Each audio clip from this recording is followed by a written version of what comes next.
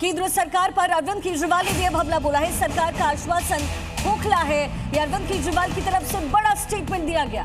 Paper leak के आरोपी छूट गए हैं, ये अरविंद केजरीवाल ने आरोप लगाया। उन्होंने कहा कि संजीव मुखिया के खिलाफ कोई सबूत नहीं मिला और फिर उसे छोड़ दिया गया। ये एक वीडियो संदेश केजरीवाल ने भी जारी किया।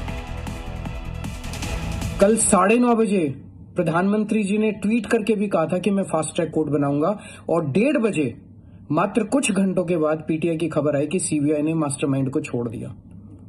अगर आपकी सीबीआई आप कोर्ट में सबूत ही पेश नहीं करेंगे तो इन फास्ट ट्रैक कोर्ट्स का की क्या अहमियत है? प्रधानमंत्री जी, आप पेपर लीक माफिया को क्यों बचाना चाहते हैं? आप इस तरह के झूठे और खोखले आश्वासन देश को क्यों दे रहे हैं? पूरा देश का युवा पीड़ित है। बच्चों ने आत्महत्या कर ली और आप इस तरह के खोखले वादे कर रहे हैं। अगली साल नीट का पेपर लीक नहीं होगा, इसके लिए क्या आपने कोई कदम उठाए? कोई कदम नहीं उठाए। इस बार पेपर लीक हुआ, कई बच्चों ने आत्महत्या की, अगली बार पेपर फिर लीक होगा और आप फास्ट ट्रैक कोर्ट बनाते घूम रहे हैं। इन फास्ट ट्रैक कोर्ट का से क्या होगा?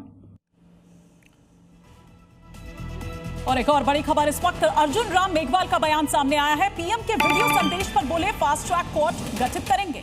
तो कानून मंत्री की तरफ से बड़ा स्टेटमेंट दिया गया। विपक्ष संसद चलने दे, या अर्जुन राम मेघवाल की तरफ से गुजारिश की गई। संसद में बिल पर चर्चा हो, पेपर लीक पर चर्चा कर सकते हैं, ये कानून मंत्री ने कहा है।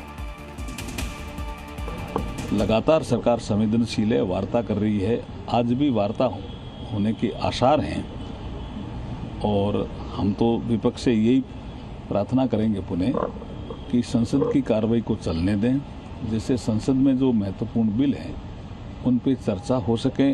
और अगर आप चाहते हैं पेपर लीक पे चर्चा सबसे पहले, तो वो भी हमारे संसदीय कार्य मंत्री किरण रिजिजू जी ने बोल दिया कि पेपर लीक पे भी चर्चा हम सबसे पहले कर सकते हैं।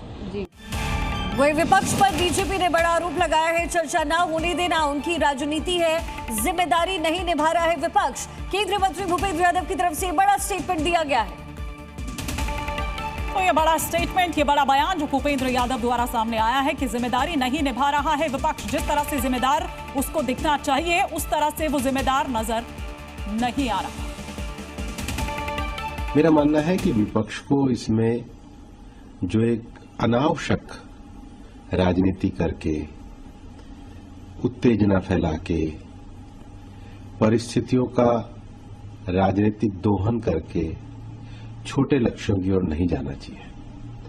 संसद एक बड़ा फोरम है जिस फोरम पे पूरी चर्चा होनी चाहिए।